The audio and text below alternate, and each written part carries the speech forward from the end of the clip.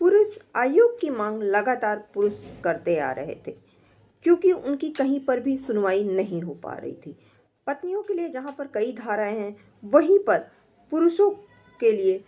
कोई भी कार्रवाई नहीं होती थी, पुरुषों की कोई भी सुनवाई नहीं होती थी। वहीं पर पति के पास ऐसी धाराएं नहीं थी जिससे अगर पत्नी कुछ गलत कर रही है या फिर पत्नी के परिवार वाले पुरुष के साथ कुछ गलत कर रहे हैं तो उन पर केस लगा सके,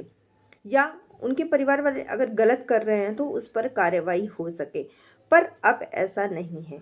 अब ये जो नया कानून है वह पूरे भारत में लागू होगा, जिसकी तैयारी लगभग पूरी हो चुकी है। अब नए कानून जो मुख्यतः हैं वह पुरुष के लिए भी है, जिससे आपको न्याय जरूर मिलेगा। भारतीय न्याय संहिता का जो धाराएं हैं वह पुरुषों के लिए बहुत ही लाभकारी हैं, यानी कि अब पुरुषों को भी न्याय मिलेगा। अब पति भी ऐसी ऐसी धाराएं लगा सकते हैं जिससे कि पत्नियां परेशान हो जाएं, या फिर अगर पत्नियां उनके साथ गलत कर रही हैं तो उन्हें दंड मिल सके। वीडियो को लास्ट तक देखते रहिएगा, वीडियो को थोड़ा सा भी स्किप मत कीजिएगा, वीडियो को लास्ट तक देखिए। अगर वीडियो पसंद आएगी तो लाइक कीजिएगा, शेयर कीजिएगा, सब्सक्राइब कीजिएगा। भारतीय न्याय संहिता की धारा जो है 107 यानी बीएनएस की धारा 107 जो है वह अगर जो है पति की हत्या जो है पत्नी या फिर उसके रिश्तेदार करना चाहते हैं, कई बार ऐसा होता है कि पति पत्नी में तलाक की नौबत आ जाती है, पति पत्नी में रोष होता है, तो वहाँ पर पूरा परिवार इकट्ठा हो जाता है और पत्नी और उनके रिश्तेदार मिल करके पति को मारने तक की कोशिश करते हैं। तो अगर कोई ऐसा कर रहा है तो उस पर धारा 107 लगेगी, यानी कि धारा 107 लग करके तत्काल कार्रवाई होगी। इसको हत्या माना जाएगा, यानी कि हत्या की आशंका, धारा 107 लगेगी। उसके बाद भारतीय न्याय संहिता की धारा 128 जो है वह भी पुरुषों को न्याय प्रदान करने में बहुत ही महत्वपूर्ण भूमिका निभाएगी। बीएनएस की धारा 128 यानी कि पति से मारपीट। कई बार क्या होता है कि पति पत्नी में लड़ाई होती है, पति पत्नी को मारता है, पत्नी पति को मारती है और फिर पत्नी अपने मायके चली जाती है। वहां पर क्या होता है कि जब पत्नी मायके पहुंचती है तो वह अपने रिश्तेदारों के साथ में या फिर उनके जो जानने वाले हैं उनको साथ में ले जा करके पति के साथ मारपीट करती है। तो यानी कि अब ये हमला माना जाएगा। अगर पति के साथ कोई मारपीट कर रहा है, चाहे वह पत्नी है या फिर उसके परिवार वाले हैं, तो ये हमला माना जाएगा। बीएनएस की धारा यानी कि भारतीय न्याय संहिता की धारा जो है 128 उस पर लागू होगी और उस पर त्वरित कार्रवाई की जाएगी। इसके बाद पुरुषों के लिए बहुत ही लाभकारी जो धारा है यानी कि बीएनएस की धारा 225 जो है, यानी भारतीय न्याय संहिता धारा 225 है कि अगर कोई झूठा मुकदमा चलाता है, कई बार ऐसा होता है कि पत्नी अपने बचाव में पति के ऊपर झूठा मुकदमा चला देती है, झूठे एविडेंस दे देती है। तो अगर कोई झूठा जो है मुकदमा चलाता है जो कि मिथ्या है और अगर ऐसे में ऐसा कोई एविडेंस दिया जाता है जो कि गलत है और पति के द्वारा उसको गलत प्रूफ कर दिया जाता है या न्यायालय के द्वारा पाया जाता है कि जो एविडेंस दिया गया है वह सही नहीं है, तो ऐसे में धारा 225 पत्नी पर लगाया जा सकता है। इसके अलावा भारतीय न्याय संहिता की धारा 226 जो है यह भी पुरुषों के लिए बहुत ही महत्वपूर्ण माना जाता है।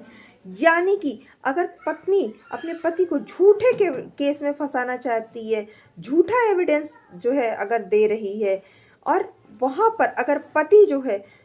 प्रूफ कर देता है कि जो एविडेंस है वह झूठा है, यह क्रिएट किया गया है, या फिर पत्नी कई लोगों से मिल करके झूठा एविडेंस क्रिएट कर देती है, तो ऐसे केस में पति अगर प्रूफ कर देता है कि जो एविडेंस है वह झूठा है, क्रिएट किया गया है, तो पत्नी के साथ साथ जो एविडेंस बनाया है उसके ऊपर भी कार्रवाई होगी। कई बार मेडिकल रिपोर्ट में ऐसा होता है कि मेडिकल रिपोर्ट जो है गलत बनाई जाती हैं। कई बार जो है कुछ और जो एविडेंस हैं यानी कि कोई प्रूफ होता है, इनकम प्रूफ होता है या अन्य कोई प्रूफ होता है, वह गलत दे दिया जाता है। तो ऐसे में अगर कोई भी एविडेंस अगर गलत दिया गया है तो वहां पर पत्नी के ऊपर 226 की धारा लग जाएगी, यानी बीएनएस की धारा 226 वहां पर लागू हो जाएगी। भारतीय न्याय संहिता की धारा 227 जो है वह भी पुरुषों के लिए बहुत ही लाभकारी है, यानी कि मिथ्या तथ्य देने का अगर इसमें प्रावधान किया जाता है। कोई भी पत्नी या उसके रिश्तेदार कोई झूठा बयान दे रहे हैं, कोई मिथ्या तथ्य पेश कर रहे हैं जो कि ऐसा कुछ हुआ ही नहीं था, अगर पति पत्नी के बीच में कुछ ऐसा नहीं है, या जैसे कि लोग पति पत्नी का तलाक की बात आएगी तो फटाक दे दहेज का केस लगा देते हैं कि वो दहेज की डिमांड कर रहा था या उन्हें इतना दहेज लिया था। तो अगर ये साबित हो जाता है कि नहीं उसने दहेज की डिमांड नहीं की थी, तो ऐसे में मिथ्या तथ्य देने पर पत्नी को धारा 227 के तहत जो है अपराधी दर्ज कर लिया जाएगा। पुरुषों के लिए बहुत ही लाभकारी धारा भारतीय न्याय संहिता की धारा 238 है, यानी कि जो अपराध किए गए हैं उसके प्रति मिथ्या अगर कोई सूचना दे रहा है, मनगढ़ंत बातें बताई है, जो पति ने कभी ऐसा कुछ किया ही नहीं है, जैसे पति मुझे जान से मारने की धमकी देता है। अगर अक्सर पति पत्नी में लड़ाई होती है, पत्नी मायके गई, तलाक के लिए बात आई, तो वहां पर पत्नी फटाक दे कह देगी कि पूरा घर जो है वह मुझे मारने दौड़ता है, पूरा घर मुझे जान से मार डालने की धमकी देता है, इन्होंने हमें कई बार मारने की कोशिश की। तो ऐसा अपराध जो उसने कभी किया ही नहीं है और उसका मिथ्या या मनगढ़ंत अपराध बना करके प्रेषित किया जा रहा है या गलत सूचना दिया जा रहा है, तो ऐसे में पत्नी के ऊपर पति जो है धारा 238 लगा सकता है, यानी कि जो अपराध उसने किया ही नहीं है उस अपराध को मनगढ़ंत तरीके से बताया जा रहा है। भारतीय न्याय संहिता की धारा 244 जो है वह भी पति को न्याय दिलाने में बहुत ही कामगार है। इसमें न्यायालय के अंदर अगर कोई झूठा अपराध दर्ज करा रही है, पत्नी जो है अपने पति के खिलाफ झूठा जो है केस दर्ज करा रही है, झूठा एफआईआर करा रही है, अगर ऐसी पति प्रूफ कर देता है कि जो ये एफआईआर है वह झूठी है, जो केस है यह झूठा है, तो ऐसे में पत्नी को धारा 244 के तहत सजा दी जाएगी, यानी कि फिर यह केस जो है वह पत्नी पर दर्ज हो जाएगा, लेकिन इसके लिए पति को प्रूफ देना पड़ेगा। तो ये जो सभी धाराएं हैं ये सभी धाराएं पुरुषों के लिए हैं, यानी कि जो भारतीय न्याय संहिता का कानून जो है वह पुरुष आयोग की जो मांग है उसको पूरा करता हुआ नजर आ रहा है। हालांकि पुरुष आयोग का गठन अभी नहीं हुआ है, परंतु ये जो धाराएं हैं उसके तहत अब पुरुषों को न्याय मिलना संभव हो पाया है। तो अगर आपको हमारी वीडियो पसंद आई होगी तो प्लीज़ लाइक कीजिएगा, शेयर कीजिएगा, और जिन्होंने अभी तक चैनल को सब्सक्राइब नहीं किया है तो प्लीज़ आप अभी चैनल को सब्सक्राइब कर लीजिए। धन्यवाद।